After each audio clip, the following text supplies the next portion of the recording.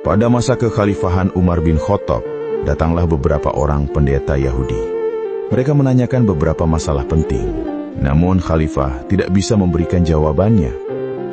Salman Farisi yang saat itu hadir segera bangkit dan berkata kepada pendeta-pendeta Yahudi itu, "Kalian tunggu sebentar." Salman dengan cepat pergi ke rumah Imam Ali.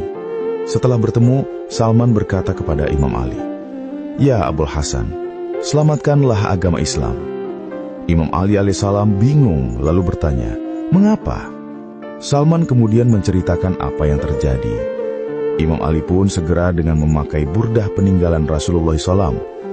Melihat kedatangan Imam Ali, Umar berkata, "Ya Abul Hasan, setiap kali ada kesulitan besar, engkau selalu kupanggil." Setelah berhadap-hadapan dengan para pendeta yang sedang menunggu-nunggu jawaban itu, Imam Ali berkata, "Silahkan kalian bertanya tentang apa saja yang kalian inginkan. Rasulullah SAW telah mengajariku 1000 macam ilmu, dan tiap jenis dari ilmu-ilmu itu mempunyai 1000 macam cabang ilmu." Para pendeta Yahudi itu pun lalu mengulangi pertanyaan-pertanyaan mereka.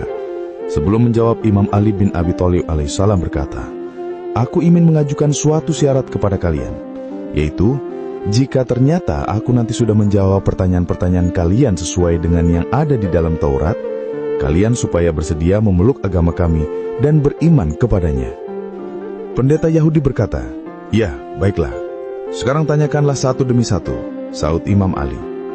Pendeta Yahudi mulai mengajukan pertanyaan, "Apakah induk kunci yang menutup pintu-pintu langit?" Imam Ali menjawab, "Induk kunci itu ialah syirik kepada Allah. Sebab semua hamba Allah, baik pria maupun wanita, jika ia berbuat syirik kepada Allah, amalnya tidak akan dapat naik sampai ke hadirat Allah." Pendeta Yahudi bertanya kembali, "Anak kunci apakah yang dapat membuka pintu-pintu langit?" Imam Ali, "Anak kunci itu ialah kesaksian bahwa tiada Tuhan selain Allah dan Muhammad adalah Rasul Allah." Para pendeta Yahudi itu saling pandang di antara mereka sambil berkata, "Orang itu benar juga." Mereka bertanya lebih lanjut, "Terangkanlah kepada kami tentang adanya sebuah kuburan yang dapat berjalan bersama penghuninya." Imam Ali menjawab, "Kuburan itu ialah ikan paus yang menelan Nabi Yunus bin Matta alaihissalam." Pendeta Yahudi kembali bertanya, "Jelaskan kepada kami tentang makhluk yang dapat memberi peringatan kepada bangsanya, tetapi makhluk itu bukan manusia dan bukan jin." Imam Ali menjawab, "Makhluk itu ialah semut Nabi Sulaiman, putra Nabi Daud alaihissalam. Semut itu berkata kepada kaumnya, 'Hai para semut, masuklah ke dalam tempat kediaman kalian, agar tidak diinjak-injak oleh Sulaiman dan pasukannya dalam keadaan mereka tidak sadar.'" Pendeta Yahudi kembali bertanya, "Beritahukan kepada kami tentang 5 jenis makhluk yang berjalan di atas permukaan bumi, tetapi satu pun di antara makhluk-makhluk itu yang tidak dilahirkan dari kandungan ibunya atau induknya."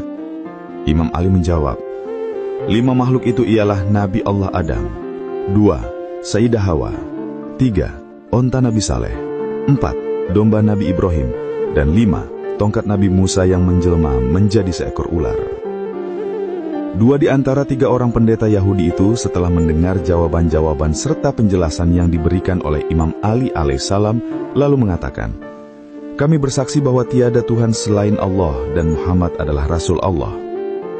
Tetapi seorang pendeta lainnya bangun berdiri sambil berkata kepada Imam Ali, "Hai Ali, hati teman-temanku telah dihinggapi oleh sesuatu yang sama seperti iman dan keyakinan mengenai benarnya agama Islam. Sekarang masih ada satu hal lagi yang ingin kutanyakan kepadamu. Tanyakanlah apa saja yang kau inginkan," saut Imam Ali alaihissalam.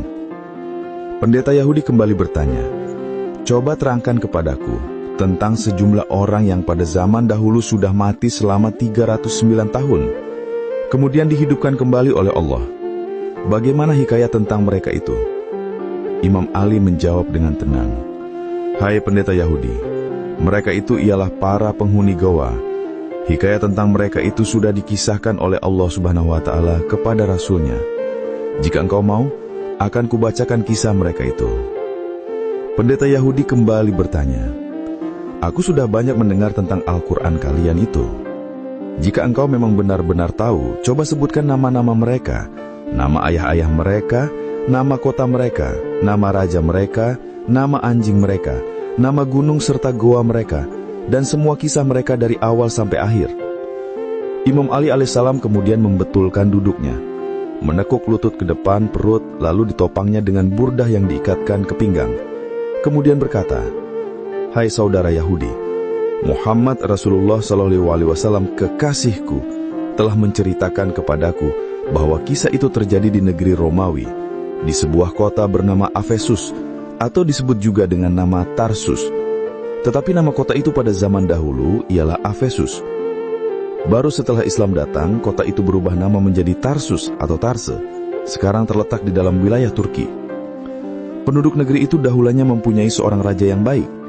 Setelah raja itu meninggal dunia, berita kematiannya didengar oleh seorang raja Persia bernama Dikianius. Ia seorang raja kafir yang amat jongkak dan zolim. Ia datang menyerbu negeri itu dengan kekuatan pasukannya, dan akhirnya berhasil menguasai kota Efesus. Olehnya kota itu dijadikan ibu kota kerajaan, lalu dibangunlah sebuah istana. Baru sampai di situ, pendeta Yahudi yang bertanya itu berdiri, terus menanyakan pertanyaan yang detail dari jenis perabotan yang dipakai sampai hal-hal terkecil dengan maksud memojokkan Imam Ali. Tetapi dengan apik segala pertanyaan pendeta dijawab dengan terperinci. Setelah menjawab semuanya, Imam Ali bertanya kepada pendeta Yahudi, "Hai Yahudi, itulah yang telah terjadi dalam kisah mereka. Demi Allah, sekarang aku hendak bertanya kepadamu, apakah semua yang kuceritakan itu sesuai dengan apa yang tercantum dalam Taurat kalian?" Pendeta Yahudi menjawab, "Ya Abul Hasan, engkau tidak menambah atau mengurangi walau satu huruf pun. Sekarang engkau jangan menyebut diriku sebagai orang Yahudi, sebab aku telah bersaksi bahwa tiada Tuhan selain Allah, dan bahwa Muhammad adalah hamba Allah serta Rasulnya. Aku pun bersaksi juga bahwa engkau orang yang paling berilmu di kalangan umat ini." Kisah ini disadur dari buku karya Hamid Al-Husaini, Imamul Muhtadin Ali bin Abi Thalib.